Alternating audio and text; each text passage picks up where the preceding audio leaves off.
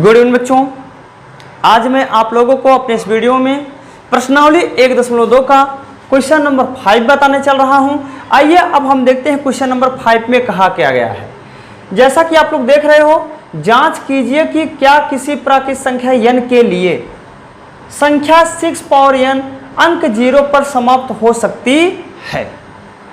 बेटा इसमें कहा गया है किसी भी प्राकृत संख्या n के लिए जो आपका 6 पावर n है वो क्या 0 पर समाप्त हो सकता है या नहीं हो सकता है। आइए बेटा हम इस क्वेश्चन को सॉल्व करके देखते हैं क्या इसकी समाप्ति 0 पर होती है या नहीं होती है। जैसा कि आप देख रहे हो मैं सॉल्यूशन लिखा हूं, तो सबसे पहले यहां पर हम लिखेंगे यदि n एक प्राकृत संख्या है, यदि n एक प्राकृत संख्या है,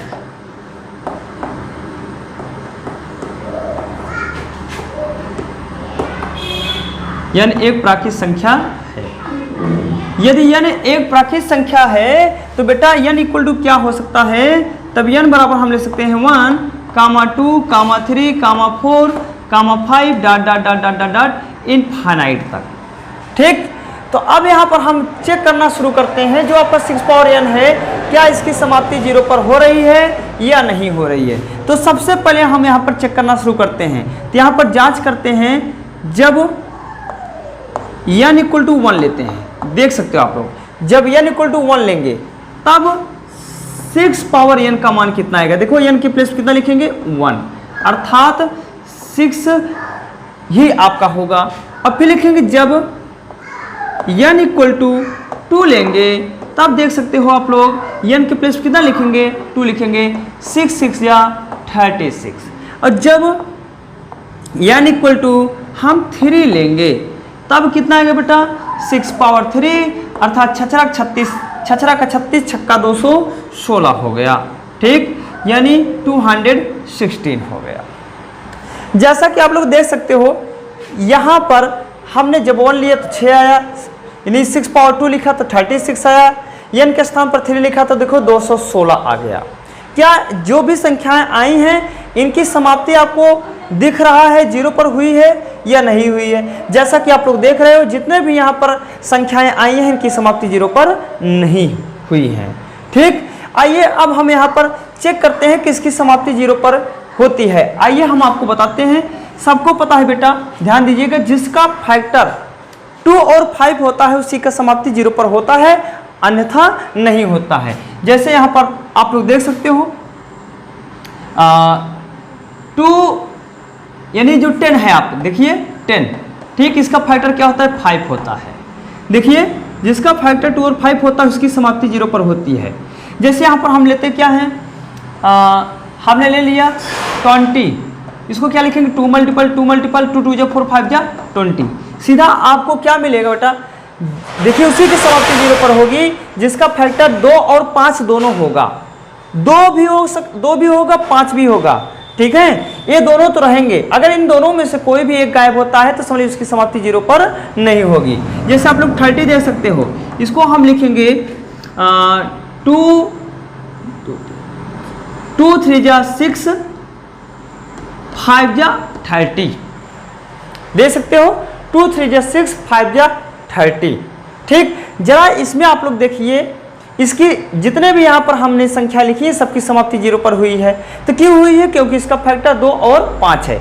जरा आइए हम इसको चेक करके देखते हैं। जो आपका 6 है क्या इसका भी फैक्टर 2 और 5 है। ठीक, तो यहाँ पर हम लिखना शुरू करते हैं। यहाँ पर लिखेंगे 6 पावर n, जरा हम चेक करते हैं आपको दिख रहा है कि नहीं दिख रहा है, दिख रहा है, गुड। अब यहाँ पर देखिए 6 पावर n, इसको लिखेंगे क्या बेटा 2 मल्टीपल 3 का पावर n। ठीक, अर्थात इसको अगर मैं अलग करूंगा लिखेंगे 2 का पावर n मल्टीपल 3 का पावर n। जैसा कि आप लोग देख सकते हो, देखिए जो 6 है इसका फैक्टर तो 2 है लेकिन 5 नहीं है।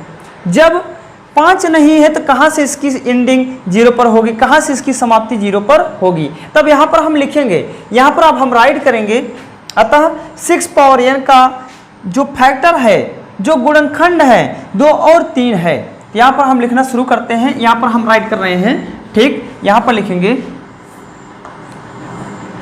लिखेंगे अतः 6 पावर n की समाप्ति 6 पावर n की समाप्ति शून्य पर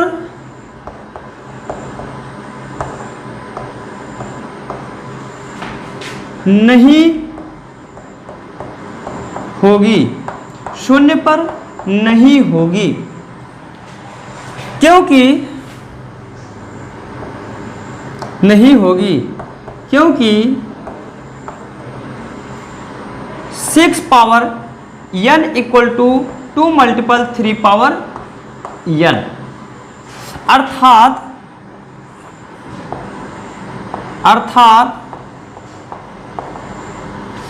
6 पावर n का गुणनखंड 2 है। 6 पावर n का गुणनखंड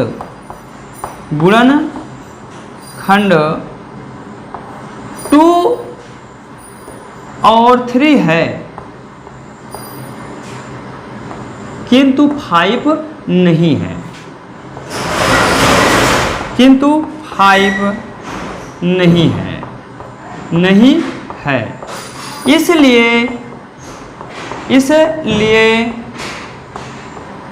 इसकी समाप्ति 0 पर नहीं हो सकती।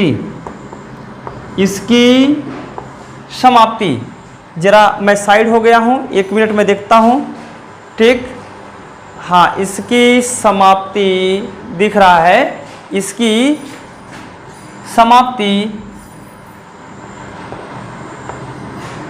यहां पर नहीं दिख रहा होगा, तो एक काम करते हैं, हम ऊपर वहां पर इरेज करके लिख रहे हैं, ठीक। यहां पर देखिए इरेज करके यहां पर लिख रहे हैं, इसलिए इसकी समाप्ति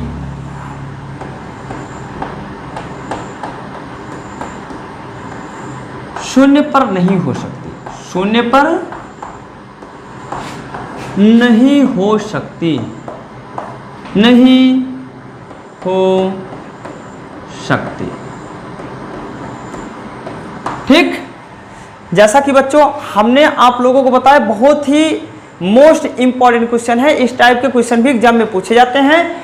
यहां पर आपको कुछ समझना क्या था, इसमें कहा गया है, क्वेश्चन में कहा गया है आपको, जहां पर n एक प्राकृत संख्या है, जांच कीजिए कि क्या n पर, यानी प्राकृत संख्या n पर 6 पावर n अंक की समाप्ति 0 पर हो सकती है। जैसा कि हमने यहाँ पर सॉल्यूशन लिखा, यदि n एक प्राकृत संख्या है तो n बराबर हम 1 2 3 4 dot dot dot dot infinite तक कुछ भी ले सकते हैं। तो यहाँ पर मैंने लिखा जब n इक्वल टू 1, तो क्या काम किया, n के प्लेस पे लिखा 1 आया 6, जब n इक्वल टू 2 तो n के प्लेस पे लिखा 2 आया 36, और फिर यहाँ पर लिखा जब n इक्वल टू 3 तो यहाँ पर लिखा 6 पावर 3 अर्थात आगे 216। यानी जो भी संख्याएं आपको दिख रही हैं, क्या इनका समाप्ति 0 पर हुआ है, नहीं हुआ है।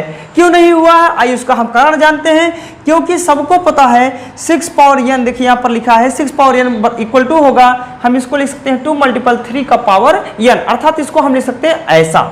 जैसा कि अभी हमने आपको एग्जाम्पल देकर के बताया था, किसकी समाप्ति 0 पर होती है, जिसका फैक्टर 2 और 5 दोनों होता है उसी की समाप्ति 0 पर होती है, और जिसका फैक्टर 2 हो, मतलब इन दोनों में से एक 2 हो या 5 ना हो, या 5 हो या दोनों हो, तो समझ लीजिए उसकी समाप्ति कतई 0 पर नहीं हो सकती है। जैसा कि आप लोग देख रहे हो, मैंने यहाँ पर लिखा है कारण 6 पावर n की समाप्ति 0 पर नहीं होगी, क्योंकि 6 पावर n इक्वल है 2 मल्टीपल 3 का पावर n, अर्थात 6 पावर n का गुणनखंड 2 और 3 है, किंतु 5 नहीं है, इसलिए इसकी समाप्ति 0 पर नहीं हो सकती। हम उम्मीद करते हैं बेटा आप लोगों को हमारी बातें समझ में आ रही होंगी।